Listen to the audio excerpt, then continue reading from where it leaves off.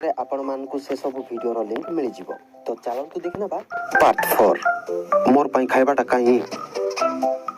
Hattie तमर पई थुआ हेछि नेकी खाइ दियो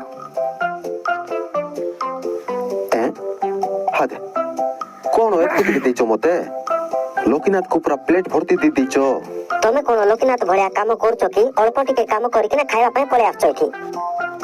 ई बिचारा तमर भलिया वीआईपी एसी गाड़ी रो बोलु नै बुझरो तो बहुत कष्ट काम जाक करूची ये घर रो सब काम करूची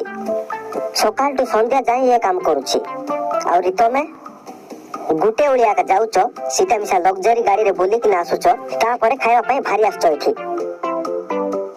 खाओ खाओ तमे खाओ और तमे तमर खाइबा पड़ीची नियो आरी खाओ हेले तुमको आरी दरकार की खाइबा